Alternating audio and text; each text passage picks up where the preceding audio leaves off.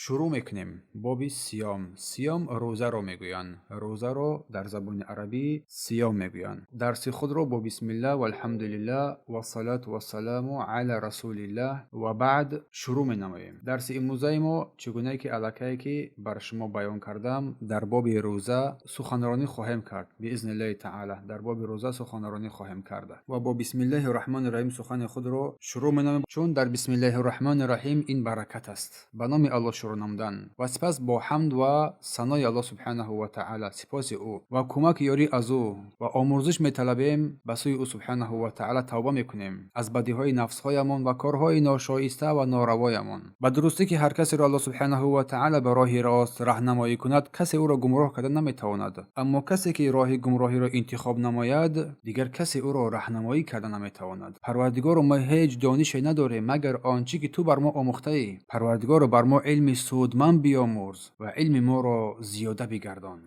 رابعا، چهارم، کتاب الصیام، کتاب روزه. و کتاب روزه یشتمل علی 5 ابواب. کتاب روزه از 5 باب عبارت است. الباب الاول، باب اول، فی مقدمات الصیام و فیه مسائل. باب اول در بیان مقدمه های روزه که در آن مسئله های است صحبت می رود. المسألة الأولى، مسئله اول، تعریف الصیام و بیان ارکانه. مسئله اول در بیان تعریف روزه و بیان رکنهای آن. اولا تعریف روزه. روزه در لغت، صیام در لغت، روزه به معنای بازداشتن خود از چیزی رو، این رو روزه میگویند. اما در شریعت باشد روزه الامساک عن الاکل و شرب و سایر المفطرات. میفرماید که روزه این است که شخص خود را از خوردن و نوشیدن و همه چیزهایی که روزه را میشکند با نیت از طلوع صبح صادق تا غروب آفتاب باز دارد. این را روزه میگویند. دوم، رکنهای روزه. از تعریف این روزه، از قاعده این روزه در اصطلاح معلوم می شود که روزه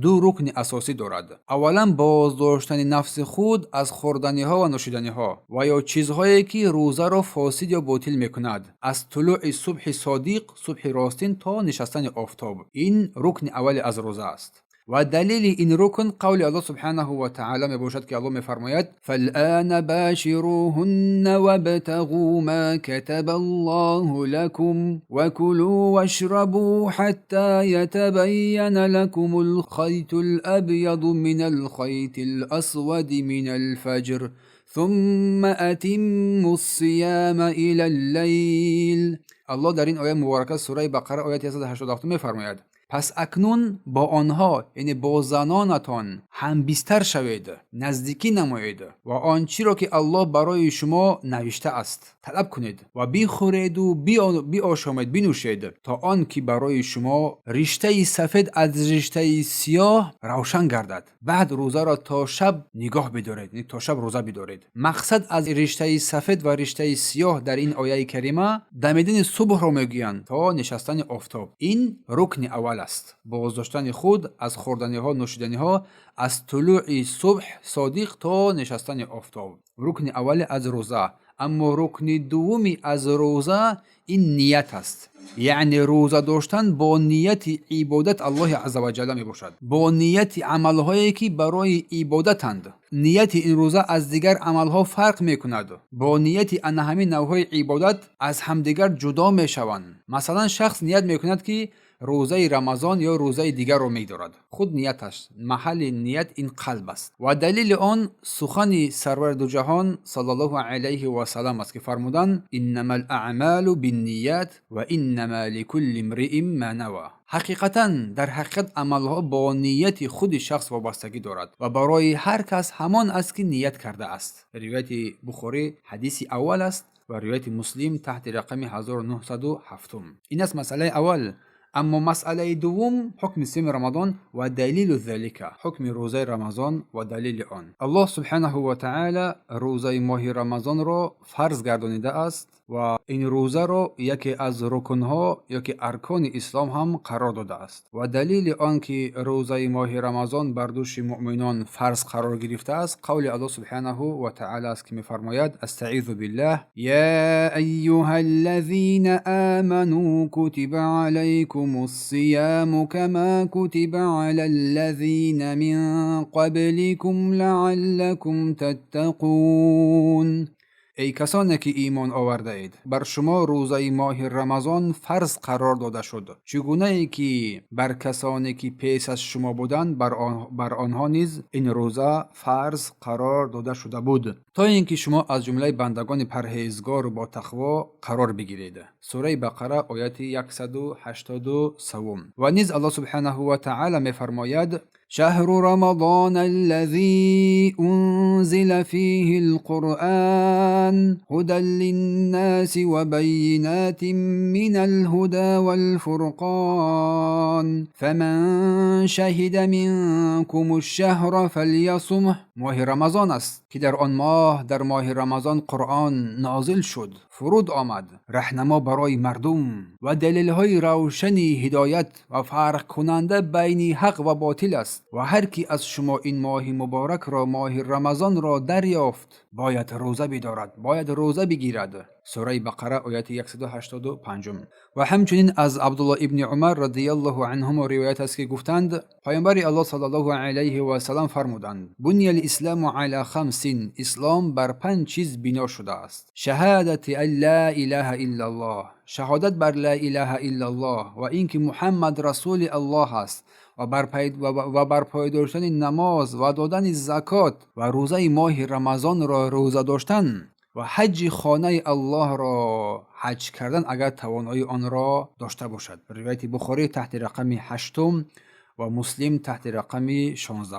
و همچنین از طلحه ابن عبیدالله روایت است که یکی از اعرابی بادیه نشین نزد پیامبر الله صلی الله علیه و سلم آمد در حالی که مویهایش پریشان بود و گفت: ای رسول الله، به من بگو که الله بر من از روزه چی فرض گردانیده است؟ رسول الله صلی الله علیه و سلم فرمودند: شهر رمضان، ماه رمضان. و آن اعرابی گفت: آیا غیر از رمضان بر من چیز دیگری فرض هست؟ فرمودند: لا الا ان تطوع شیئا، نه چیز دیگری نیست مگر اینکه اختیاراً چیز دیگری روزه بداری. روایت بخاری تحت رقم 46 و مسلم تحت رقم 11.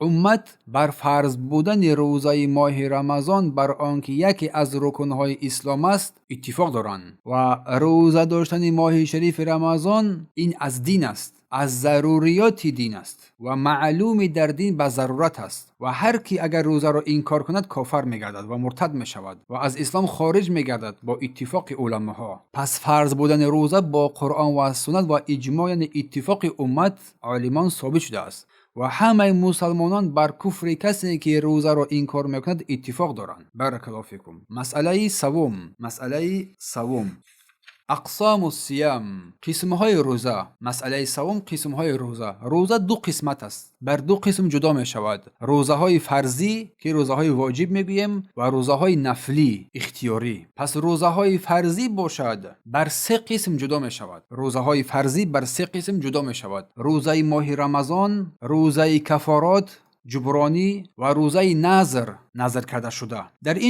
در این قسمت اول ما سخن میرونیم، یعنی در اینجا سخن تنها درباره روزه ماه رمضان سخن میرود و همچنین روزه نفل و دیگر قسمت ها در جای خودش با وقتش به اذن الله تعالی خواهند آمد و ذکر خواهند شد. مسئله چهارم فضیلت روزه ماه رمضان و حکمت مشروعیت آن. اولا فضیلت روزه ماه رمضان. از ابی هریره رضی الله عنه روایت است، میفرماید: ان نبی صلی الله علیه و سلم، از پیامبر صلی الله علیه و سلم روایت است که قال، گفت: من صام لیلة القدر ایمانا و احتسابا، اگر هر کسی که شب قدر را با ایمان و امید ثواب نماز بگذارد، غفر له ما تقدم من ذنبه، گناهان گذشته‌اش بخشیده می شود. هر کی اگر شب قدر را با ایمان و امید ثواب شب زنداری نماید، گناهان گذشته‌اش بخشیده می شود. و در دوام فرمودند که من صام رمضان ایمانا و احتسابا، و هر کس که ماه رمضان را از روی ایمان و امید ثواب روزه بدارد، غفر له ما تقدم من ذنبه، گناهان گذشته‌اش نیز بخشیده می شود. روایت بخاری تحت رقم 1901 و مسلم تحت رقم 760. و باز از او یعنی از ابی هریره رضی الله عنه روایت است که پیامبر الله صلی الله علیه و سلم فرمودند: صلوات الخمس، نمازهای 5گانه، و الجمعه الی الجمعه، از جمعه تا جمعه دیگر و رمضان الی رمضان، از رمضان تا رمضان دیگر، مکفرات لما بینهن اذا شنبت الکبائر، سبب مغفرت گناهان بندگان میگردند اگر از گناهان کبیره دوری بجویند. این بعضی از فضیلت‌های روزه ماه رمضان است، در حالی که فضیلت‌های روزه ماه رمضان خیلی بر کثرت زیاد هستند. دوم، حکمت مشروعیت روزه. الله سبحانه و تعالی روزه را با حکمت‌ها و فایده‌های زیاد شرعی، مشروع، یعنی جایز و روا و فرض گردانده است. از جمله اولا تزکیه و پاکسازی نفس و دور کردن اخلاق بد و عادتهای زشت، زیرا روزه راههای شیطان را در بدن انسان تنگ میکند، نمیگذارد که انسان مورد وسوسه قرار بگیرد. روزه انسان را از دنیا و شهواتهای دنیوی بیزار میکند، دور میسازد و در آخرت از نعمتهای آن یا که به نعمتهای جنت و بهشت هوسمند میگرداند. و روزه انسان را با رحم کردن به مسکینان و احساسات نیکو، احساسات دردی آنها را در قلب تو وادار میکند، زیرا روزدار طعم گرسنگی و تشنگی را هم میچشد. و غیر از حکمت‌های بزرگ و فایده‌های زیادی هم این روزه دارد که بعضی از آنها در اینجا ذکر میگردند. المسألة الخامسه، مسئله پنجم، شروط و وجوب صیام رمضان، شرط‌های فرض شدن روزه رمضان. بدونید که روزه رمضان بر کسی فرض میشود که این شرط‌ها را داشته باشد. بر آن کسان روزه ماه رمضان فرض میگردد که اگر این شرط‌ها در او دیده شود. یکم، اسلام بر کافر که دیگر از کافر که دیگر پذیرفته نمیشود و روزه او درست نمیشود، زیرا که روزه یک عبادت است و عبادت از کافر قبول نمیگردد مگر اینکه بعد اسلام آوردنش. اگر که کافر اسلام آورد دیگر برای او روزه قضایی نیست. دوم، بلاغت رسیدن. بر کسی که به سن تکلیف نرسیده است بر او روزه فرض نیست، زیرا پیامبر الله صلی الله علیه و سلم فرمودند رفع القلم عن ثلاثه. قلم یعنی تکلف بودن، یعنی گناه و معصیت و ثواب و نیکو نوشته کردن، بر 3 نفر برداشته شده است. یکی از آنها کسی که نابالغ است، به بلاغت رسیدگی نیست. روایت احمد و ابی داود و البانی این رو در اروا در تحت رقم 297 درست شمردند که از جمله اینها کودک است. کودک تا وقتی که به بلاغت برسد. اما اگر کودک که به سن بلاغت نرسیده است، به سن تمییز رسیده است، روزه بگیرد، روزه‌اش درست میگردد و صحیح میگردد و بر والدینش باید او را بر روزه گرفتن عادت بکنانند از سن 7 سالگی تا آن کودک عادت کند. سوم، عقل. بر شخص دیوانه که روزه فرض نیست، زیرا پیامبر الله صلی الله علیه و سلم فرمودند رفع القلم عن ثلاثه. قلم از 3 نفر انسان برداشته شده است. یکی از آنها شخصی که مجنون است، دیوانه است، تا آن دمی که به هوش بیاید. و دیگر سلامتی، کسی که بیمار است نمیتواند روزه بدارد، روزه بر او فرض نیست. اگر روزه گیرد روزهش درست است، زیرا الله سبحانه و تعالی فرموده است و من کان مریضا او علی سفر فعده من ایام اخر. هر کسی که بیمار یا در سفر باشد پس روزهای چند روز دیگر رو روزه بدارد بعد رمضان. یعنی سوره بقره آیه 185. اگر بیماری برطرف شونده باشد یا که بیماری که توانایی روزه گرفتن دارد پس روزه بدارد. و همچنین اگر بیماری برطرف شونده باشد، بیماری که وای صحت شونده باشد، بعد رمضان قضای آن را می‌دارد، ترک نمی‌کند. و مقیم بودن، یعنی که در سفر نبودن، اگر شخص مسافر باشد بر او فرض نیست، زیرا الله سبحانه و تعالی می‌فرماید و من کان مریضا او علی سفر فعده من ایام اخر. اگر مسافر روزه گیرد روزه‌اش درست می‌شود، ولیکن در سفر برای او واجب نیست، سپس قضا می‌دارد البته که. و قسمت دیگر، پاک بودن از حالت حیض و نفاس. بر زنی که در حالت حیض قرار دارد یا که در حالت نفاس قرار دارد بر او روزه فرض نیست، بلکه روزه گرفتن بر او حرام است، زیرا پیامبر الله صلی الله علیه و سلم فرمودند الیس اذا حاضت لم تصلی و لم تصم. آیا وقتی که زن حیض می شود نماز نمی خواند و روزه نمی گیرد؟ فذلک من نقصان دینها. بله، این از کم بودن دینش است. روایت بخاری تحت رقم 304. اما قضا بر او واجب میگردد بعد رمضان، چنانکه عایشه رضی الله عنها گفتند کان یصیبنا ذلک، میگه این حالت بر بالای سر ما می اومد، حالت حیض شدن. فنؤمر بقضاء الصوم، پس ما امر میشدیم با قضا، با روزه داشتن روزه. ولا نؤمر بقضاء الصلاة و با قضا داشتن نماز امر نمیشدیم. روایت مسلم تحت رقم 335. بارك الله فيكم. المسألة السادسة، مسألة ششم، ثبوت دخول شهر رمضان و انقضاؤه، ثابت شدن آغاز ماه رمضان و انجام آن. بدونید برادران و خواهران گرامی که آغاز ماه رمضان با دیدن هلال یعنی ماه نو ثابت می شود. خواه شخص خود همین ماه را ببیند یا دیگری با دیدن آن شهادت بدهد یا خبری با اینها برسد که ماه دیده شد. اگر یک مسلمان عادل با دیدن این ماه رمضان شهادت دهد، بر همه لازم میگردد که از آغاز دیدن آن ماه روزه را شروع نمایند. و دلیل آن قول الله سبحانه و تعالی است که میفرماید فمن شهد منکم الشهر فلیصم، پس هر کی از شما این ماه را دریابد حتما روزه بدارد. سوره بقره آیه 185. و پیامبر الله صلی الله علیه و سلم فرمودند اذا رأیتموه فصوموا، اگر شما این هلال ماه رمضان را دیدید پس روزه بدارید. بخاری تحت رقم 1900 و مسلم تحت رقم 1080 روایت کردند. و حدیث ابن عمر همچنین رضی الله عنهما گفتند که من پیامبر الله صلی الله علیه و سلم را از دیدن هلال رمضان خبر دادم.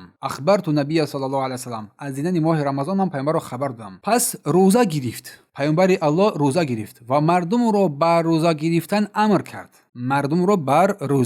امر کرد. روایت ابی داود تحت رقم 2342 و حاکم این حدیث رو صحیح دونستند. اگر ماه رمضان هلال دیده نشود یا مسلمان عادل با دیدن آن شهادت ندهد، خبر ندهد، یعنی باید شماره ماه شعبان را 30 روز پورا کرد. 30 روز ماه شعبان را ما پورا نگاه می‌داریم، از آغاز ماه روزه گرفتن را شروع می‌نماییم. پس اول دیدن هلال است، دیدن ماه. اگر ماه دیده نشد، ماه شعبان را 30 روز کامل می‌کنیم، سپس روزه می‌داریم. و دلیل آن فرموده رسول الله صلی الله علیه و سلم گفتند که صوموا لرؤیته، پس با دیدن هلال، با دیدن ماه رمضان روزه بگیرید گفتند. و افطروا لرؤیته، و با دیدن آن افطار کنید، روزه را بخورید. فإن غبی علیکم، اگر هلال بر شما پوشیده شد یعنی دیده نشد، زیر ابر ماند، یگام حالت دیگره، فاکملوا عدة شعبان 30 گفتند، پس شماره شعبان را 30 روز پورا کنید. روایت بخاری تحت رقم 1009 و مسلم تحت رقم 1081. پس انجام ماه رمضان با دیدن هلال ماه شوال با شهادت دو مسلمان عادل ثابت می شود. اگر دو کسی شخص عادل دیدن که ماه برآمده است، ماه شوال، الکی روزه به اتمام می‌یابد. دو مسلمان عادل با دیدن هلال شهادت ندهند، اگر بر شماره ماه رمضان را ما 30 روز پورا کامل می‌نماییم. مسئله هفتم، وقت نیه فی الصوم و حکمها، وقت نیتی روزه رمضان و حکم آن. پس بدونید که بر روزه‌دار واجب است که نیتی روزه کند، نیتی روزه را نماید و این یکی از رکن‌های روزه به حساب می‌رود، چون یک در بالا بیان کردیم. دو رکن اساسی داشت، چون که گذشت. پیامبر الله صلی الله علیه و سلم فرمودند انما الاعمال بالنیات، حقیقتا در حقیقت عملها به نیت آن شخص وابستگی دارد. و انما لكل امرئ ما نوى، و برای هر کس همان است که نیت کرده است. پس اگر روزه فرضی مثل رمضان، روزه کفارت، روزه قضا، نذر، نیت باید از شب کرده شود. بر این گونه روزه ها نیت باید از شب کرده شود، حتی اگر 1 دقیقه پیش هم صبح هم باشد، چون پیامبر الله صلی الله علیه و سلم فرمودند من لم یبیت الصیام قبل الفجر فلا صیام له، هر کسی که نیت روزه را از شب نکند پس روزه بر او نیست گفتند. روایت ترمذی تحت رقم 733 و نسائی و ابن ماجه البانی در صحیح ترمذی تحت رقم 583 این حدیث رو صحیح دونستند. پس هر کسی که در روز نیت کند و چیز نخورده باشد، این قسمت تنها در روزه نفل جایز است، روزه های سنتی جایز است، درست است. یعنی نیت روزه نفل در روز اگر چیز نخورده باشد برای وقت جایز و روا می باشد، اما روزه های فرضی باید حتما از شب نیت کردن می شود. چون که عایشه رضی الله عنها میگوید روز پیامبر الله صلی الله علیه و سلم نزد من در آمدند و پرسیدند هل عندکم من شیء، آیا چیز دارید؟ فقلنا، میگه گفتم لا، نه چیز ندارم. فقال، پس پیامبر گفت فانی اذا صائم، پس من این هنگام روزدار هستم گفتند. روایت مسلم تحت رقم 1154. اما روزه فرض با نیت روز درست نمی شود، حتما لازم است که از شب انسان نیت نماید، اگر چنده که 1 لحظه پیش هم دمیدن صبح باشد و علما فرمودند که یک نیت در اول ماه رمضان برای تمام ماه رمضان کافی است. یعنی که انسان از اول ماه رمضان قصد تمام رمضان را روزه نیت می‌نماید، این بسنده است. ولی فرمودند که بهتر است که با نیت هر روز نو روزه بگیرد، یعنی که هر روز نو را با نیت روزه بدارد در ماه رمضان. بارک الله فیکم. این قسمت